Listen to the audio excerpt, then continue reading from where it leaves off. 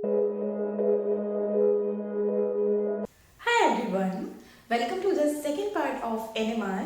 Last video में जो हमने फॉर्मूलेस देखे थे वो क्या थे, देखो जब हमने बात करी थी कि अल्फा और बीटा जीमेन स्प्लिटिंग हो रही थी, उसका जो एनर्जी डिफरेंस था वो क्या था, हमारे पास क्वांटाइज था, जिसकी वैल्यू किसकी इक्वल थी, डेल्टा ई की वैल्यू हमारे पास इक्वल थी एच न्यू के, और वो फर्दर किसके इक्वल था, डेल्टा ई जो है वो किसके इक्वल था, एच न्यू के, और जो हमारा एच न्यू है वो किसके इक्वल होता है, जी बीटा एच नॉट, या हम बोल सकते हैं mu beta N H not by I, क्योंकि जो ये हमारा जी होता है वो किसके इक्वल होता है, म्यू बाय आई की।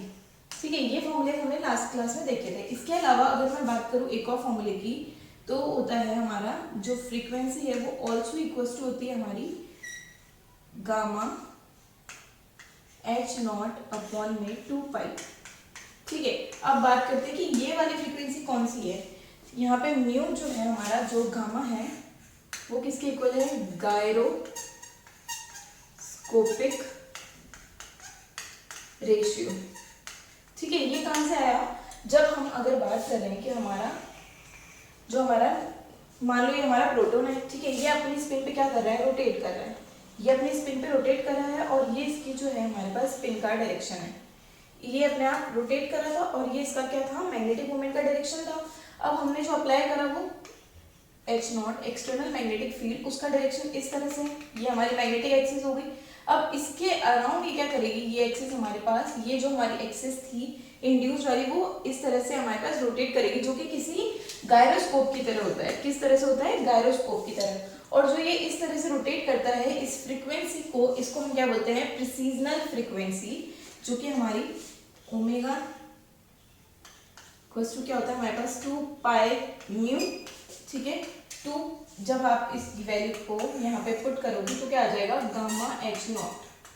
ठीक है, तो प्रिसीजनल हम बोल सकते हैं एंगुलर वेलोसिटी या प्रिसीजनल फ्रीक्वेंसी जो होती है वो किसके इक्वल होती है, गामा एच नॉट के। यहाँ पे जो हमारा गामा है वो क्या है, गायरोस्कोपिक रेशियो, और ये वाला फॉर्मूला भी आपको ध्यान रखना है, और ये भी इसी के इक्वल होगा। ऐसा क्यों, क्योंकि जो हमारी रेडियो वेव्स आ रही है, उनकी जो फ्रीक्वेंसी है वो जब जो हमारा प्रोटॉन स्पिन कर रहा है उसकी फ्रीक्वेंसी के इक्वल होगा, तभी हमारी क्या होगी, एनएमआर होगा, तभी वहां पे हमारे पास एनएमआर का सिग्नल शो होगा, और तभी हम उसमें हमारा सिग्नल बना सकेंगे। ठीक है, इसीलिए हम बोलेंगे कि जो हमारी म्यू है यहाँ पे वो किसके इक्वल है, गामा एच नॉट अपॉन में 2 पाई, और जो ये हमारा गामा है वो गायरोस्कोपिक रेशियो है, जिसकी अगर मैं यूनिट की बात करूँ तो क्या हो जाएगी, देखो ये हमारे पास क्या है, हर्ट्ज। ठीक है, और ये एच नॉट जब यहाँ चला जाएगा तो क्या आ जाएगा, टेस्ला इनवर्स। 2 पाई की तो कोई यूनिट होगी नहीं, इसकी यूनिट अगर मैं निकालू तो गामा नॉट की वैल्यू यहाँ से क्या आ रही है, म्यू अपॉन में एच नॉट इंटू में 2 पाई। ठीक है, 2 पाई की तो हमारे पास कोई यूनिट होती नहीं है, म्यू की मैंने लिख दी यहाँ पे हर्ट्ज, और इसकी क्या होती है हमारे पास, जो ये है क्या होता है, एक्सटर्नल मैग्नेटिक फील्ड, इसकी होती है हमारे पास टेस्ला, और इनवर्स में इसलिए मैंने टेस्ला इनवर्स लिख दिया। फ्रीक्वेंसी की एक और यूनिट क्या होती है हमारे पास, पर सेकंड, तो ये हो गई हमारे पास इसकी गायरोस्कोपिक रेशियो की यूनिट, और ये हो गए हमारे फॉर्मूलेज। इसके अलावा अगर मैं अगली बात करूं कि ये तो हमने देख लिया, अब जो हमें इक्वल करनी है फ्रीक्वेंसी, उसके लिए हमारे पास 2 मेथड होते हैं। जो हमें रेडियो वेव्स की फ्रीक्वेंसी को किसके इक्वेट करना है, जो हमारी प्रोटॉन की फ्रीक्वेंसी है उसके इक्वेट करना है, तभी हमारे पास क्या आएगा, हमारे पास सिग्नल आएंगे। तो उसके लिए हमारे पास 2 मेथड होते हैं। ठीक है, 2 मेथड है, एक तो क्या है हमारे पास फ्रीक्वेंसी स्वीप,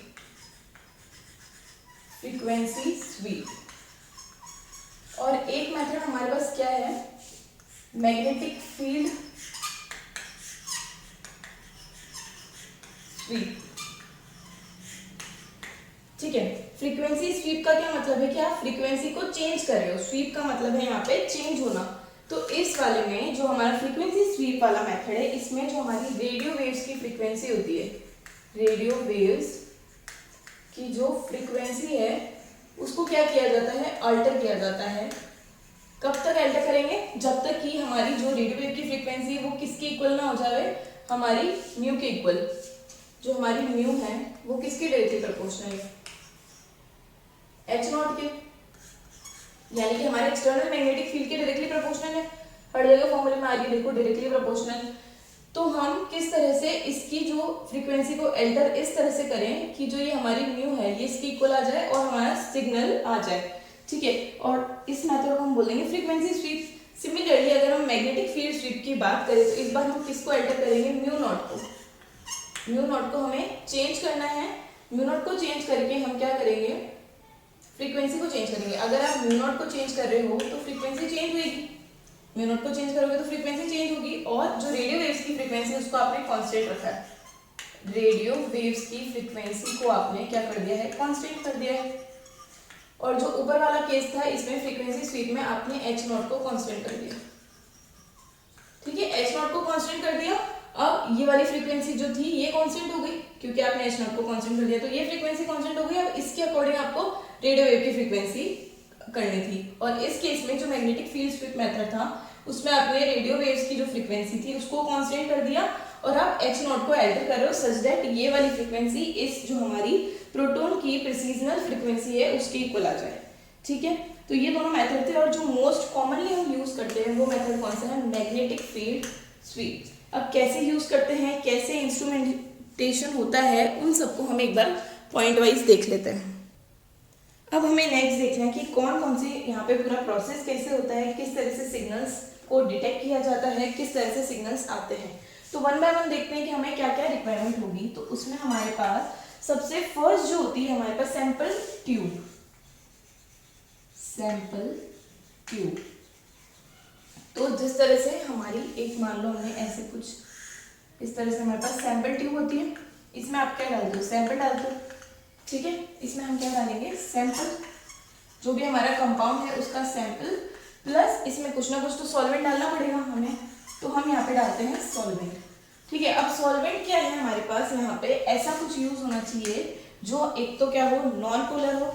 सबसे पहली बात नॉन पोलर हो, हमारे पास उसका बॉइलिंग पॉइंट जो है वो लो होना चाहिए, लो बॉइलिंग पॉइंट, ठीक है, नॉन पोलर।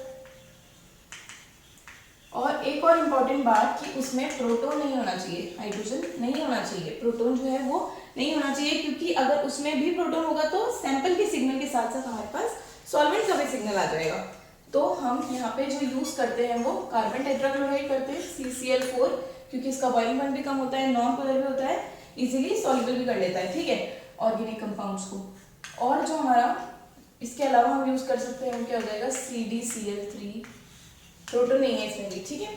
तो हमें ऐसा, हमने यहाँ पे सैंपल ट्यूब ली और इसमें हमने क्या डाल दिया, सैंपल प्लस हमने डाल दिया सॉल्वेंट। सेकेंडली जो हमें यहाँ पे रिक्वायरमेंट होती है वो क्या होता है, सैंपल प्रोब की, सैंपल प्रोब, ठीक है। सैंपल प्रोब क्या होता है यहाँ पे, इसको होल्ड करने के लिए, इसको होल्ड करने के लिए हमें सैंपल प्रोब की जरूरत होती है, क्योंकि यहाँ पे एक्सटर्नल मैग्नेटिक फील्ड में ये क्या करती है हमारे पास, यहाँ पे रोटेट कराते हैं इसको बहुत ज्यादा। तो अगर कुछ इसको कवर करके नहीं रखने के लिए होगा तो हमारा सैंपल क्या हो सकता है, डिस्ट्रॉय हो सकता है, उसके बाद वो सिग्नल नहीं देगा। इसलिए हमें यहाँ पे रिक्वायरमेंट होती है सैंपल प्रोब की, ठीक है। दो चीजें तो हमारी ये हो गई। अब हमें क्या चाहिएगा, सोर्स चाहिएगा, हमें चाहिए होगा सोर्स। सोर्स क्या है यहाँ पे, रेडियो फ्रीक्वेंसी ट्रांसमीटर, ठीक है। एज अ सोर्स हम यहाँ पे क्या यूज करते हैं, थर्ड पॉइंट हम लिख सकते हैं रेडियो फ्रीक्वेंसी ट्रांसमीटर, हमने यहाँ पे ले लिया सोर्स। अब सोर्स से जो लाइट जा रही है, ठीक है, सोर्स से जो हमारी EMR जा रही है उसके लिए यहाँ पे क्या प्रेजेंट होती है, कॉइल्स प्रेजेंट होती है इस तरह से। एक तो होती है हमारे पास रिसीवर कॉइल और एक होती है हमारे पास ट्रांसमीटर कॉइल, ठीक है। जो इन्होंने हमारे पास क्या करेंगे, सोर्स से जो लाइट आएगी यानी कि EMR आएगी वो रिसीवर कॉइल एक्सेप्ट करेगी, उसके बाद इसको क्या करेंगे हम, रोटेट करवाएंगे उसके अंदर। इसकी वजह से इसमें क्या होगा, हमारे पास इंड्यूस्ड फील्ड डेवलप होगा एक्सटर्नल। साथ में हमको एक और क्या लगाना है, हमारे को यहाँ पे मैग्नेटिक फील्ड H0, साथ में हम यहाँ पे लगा देंगे magnetic field sweep method, magnetic field sweep, ठीक है। यहाँ से हमारे पास रेडियो फ्रीक्वेंसी आ जाएगी और यहाँ से हमारे पास एक्सटर्नल मैग्नेटिक फील्ड आ जाएगा। एक्सटर्नल मैग्नेटिक फील्ड को ये कॉइल्स हमारे पास यहाँ पे रोटेट करा के क्या करेगी, इंड्यूस्ड मैग्नेटिक फील्ड डेवलप कराएगी और इस तरह से ये रिसीव करेगा। हमारे पास सोर्स हम हो गया, उसके बाद मैग्नेटिक फील्ड हो गया, ठीक है। नेक्स्ट थिंग हमको क्या चाहिएगी, सोर्स ने जो लाइट डाली यहाँ से कुछ एब्जॉर्ब हो गई, ठीक है, कुछ तो इसने क्या कर लिया, एब्जॉर्ब करके उसके बाद क्या करेगा, ट्रांसमिट करेगा, जिसको कौन लेगा, ट्रांसमिट कॉइल लेगी। तो यहाँ से जो रिसीव हुई उसने ट्रांसमीटर कॉइल ने लिया, उसके बाद ये किसको दे देगा, हमारा डिटेक्टर, ठीक है। अब डिटेक्टर के पास जो सिग्नल्स आएंगे वो क्या होंगे, थोड़े थोड़े से होंगे, बिकॉज सैंपल तो आपने इतना सा लिया है। तो वो क्या करेगा, एम्पलीफायर के थ्रू क्या करेगा, एम्पलीफायर में ट्रांसफर करेगा। एम्पलीफायर का काम हमारे पास यहाँ पे क्या होता है, किसी भी सिग्नल को एनलार्ज करना या फिर एम्पलीफाई करना, ठीक है। मान लो अगर यहाँ पे कुछ इस तरह से सिग्नल आए होंगे तो ये एम्पलीफायर, इनका एम्पलीट्यूड क्या हो जाएगा, बढ़ जाएगा। उसके बाद हम इसको क्या कर देंगे, रिकॉर्डर में सेंड करेंगे। रिकॉर्डर क्या करेगा, what will be the purpose of the recorder, उसको रिकॉर्ड करना, साथ में हमको क्या करना, हमारा ग्राफ या स्पेक्ट्रम प्रोवाइड करना, ठीक है। तो हमने यहाँ पे देखा कि किस तरह से हमारा पूरा प्रोसेस हुआ है। 1 बाय 1 सैंपल ट्यूब थी हमारे पास, उसके बाद सैंपल प्रोब था, ठीक है। यहाँ से सोर्स और हमारा जो मैग्नेटिक फील्ड था वहां से हमने यहाँ पे इस तरह से 2 मैग्नेट लगा रखी थी, ठीक है। ये हो गए मैग्नेट्स जो कि हमने यहाँ पे H0 प्रोवाइड कर रहे हैं।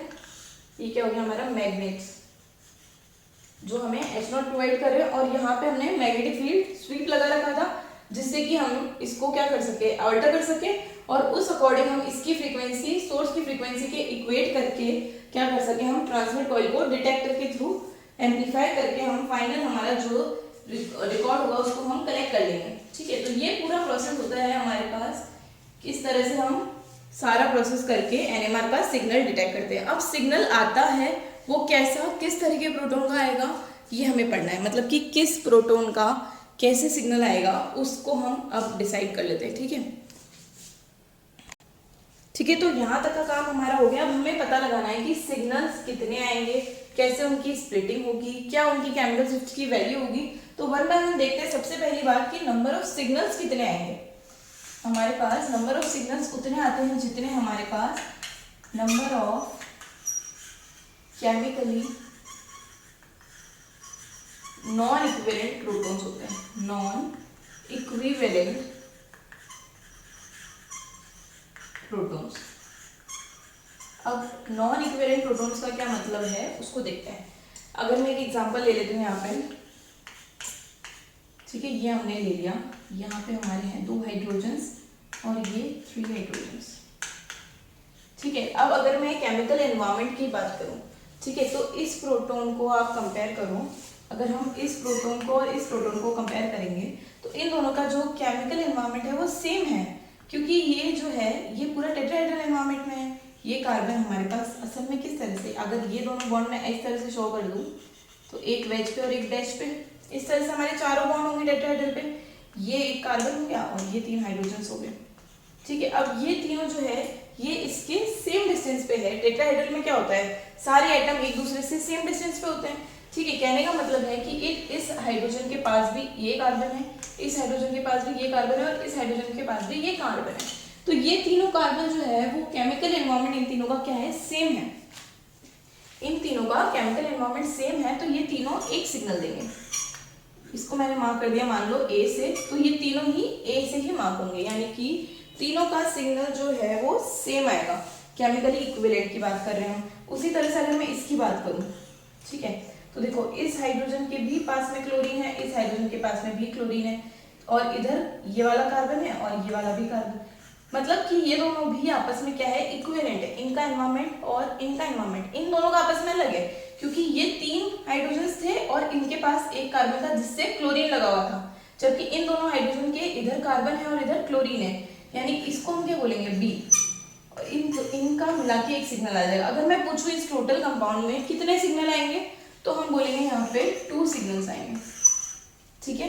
हमें पता होना चाहिए किस तरह से हम निकालते हैं कि केमिकली नॉन इक्विवेलेंट प्रोटॉन कौन से होते हैं। तो अगर हमें ये तीनों एक सिग्नल दे रहे हैं तो हम इनको क्या बोलेंगे, ये तीनों आपस में केमिकली इक्विवेलेंट है। जबकि अगर मैं HA और HB की बात करूं तो ये दोनों क्या हो जाएंगे, केमिकली नॉन इक्विवेलेंट प्रोटॉन। तो हमारे पास डिफरेंस हो गया यहाँ पे कि ये तीनों आपस में केमिकली इक्विवेलेंट है और ये दोनों केमिकली नॉन इक्विवेलेंट है। तो हमेशा नंबर ऑफ केमिकली जितने नॉन इक्विवेलेंट प्रोटॉन होंगे उतने ही हमारे पास क्या आ जाएंगे, सिग्नल आ जाएंगे। ये तो बात हुई कि सिग्नल कैसे आते हैं। अब एक बार स्प्लिटिंग को डिस्कस करते हैं। सेम एग्जांपल में वापस यहाँ ड्रॉ करती हूँ। यहाँ पे क्लोरीन है, यहाँ पे हाइड्रोजन है, ये हाइड्रोजन, ठीक है। हमने बात करी कि नॉन केमिकल इक्विवेलेंट, ये और ये दोनों क्या है, नॉन केमिकल इक्विवेलेंट है। अब ये कार्बन का, ये वाले हाइड्रोजन का स्प्लिटिंग किसकी वजह से होगी, इसके पास वाले यानी कि नेबर में कितने हाइड्रोजन है उनकी वजह से इसकी स्प्लिटिंग होगी। अभी हमने देखा कि इसका सिग्नल तो आ गया एक, ठीक है, इस तरह से एक सिग्नल आ गया, लेकिन अब इसके आसपास में जो प्रोटॉन्स प्रेजेंट होंगे उसकी वजह से ये सिग्नल स्प्लिट हो जाएगा। किसमें, डबलेट हो सकता है, ट्रिपलेट हो सकता है इस तरह से, या फिर मल्टीप्लेट हो सकता है। इस तरह से डिफरेंट सिग्नल्स आते हैं। अब अगर मैं इस हाइड्रोजन की बात करूं तो इसके पास में सेम एनवायरनमेंट में एक जैसे कितने हैं, 2 हाइड्रोजन है, ठीक है। तो अगर यहाँ पे फॉर्मूले की बात करें तो हमारा फॉर्मूला होता है 2ni+1। क्या निकालने का फॉर्मूला है ये है नंबर ऑफ स्प्लिटिंग्स कितनी होगी उसका फॉर्मूला है, ठीक है। यहाँ पे अगर मैं प्रोटॉन एनएमआर की बात करूँ तो आई की वैल्यू ऑलवेज क्या होती है, हाफ होती है। आई यहाँ पे क्या आपने स्टार्टिंग में पढ़ा था, स्पिन क्वांटम नंबर, तो ये जो वैल्यू हो जाएगी 2 × n × ½ + 1, 2 से 2 कट गया, तो ये क्या हो जाएगा n+1। तो आपको याद रखना है कि हमेशा प्रोटॉन एनएमआर में n+1 स्प्लिटिंग होती है। अब यहाँ पे n क्या है, जो हमारे पास पड़ोस वाले पे यानी कि जो नेबरिंग वाला कार्बन है उस पे कितने हाइड्रोजन है उस पे डिपेंड करेगा हमारा n वैल्यू। अगर मैं इस हाइड्रोजन की बात करूँ कि इसके स्प्लिटिंग कितनी होगी, तो यहाँ पे देखो 2 हाइड्रोजन है जो इसके जस्ट नेबर में, तो इसका क्या हो जाएगा n+1 = 2 + 1, यानी कि जो इसका एक सिग्नल आया था 2 + 1 जो कि किसके इक्वल हो जाएगा 3 के। जो इसका एक सिग्नल हमारा एनएमआर में एक सिग्नल जो आया था वो असल में एक ट्रिपलेट होगा इस तरह से, ठीक है, ठीक है। ट्रिपलेट, सिंगलेट नहीं आएगा जब तक अगर पास में नेबरिंग प्रोटॉन्स हमारे पास प्रेजेंट है, तो हमेशा हमारे पास स्प्लिटिंग होगी और स्प्लिटिंग होते ही हमें ये सिग्नल्स बताने। अब अगली वीडियो में जो है हम बहुत सारे क्वेश्चंस करने वाले हैं related to number of signals कितने आते हैं, किस तरह के कंपाउंड में कैसे सिग्नल्स आते हैं, जिससे कि आपको और आइडिया लग जाएगा कि सिग्नल्स कैसे निकालना है और उनकी स्प्लिटिंग कैसे करानी है, ठीक है। एक बार के लिए यहाँ तक रखते हैं, अगली वीडियो में कंटिन्यू करते हैं। Thank you.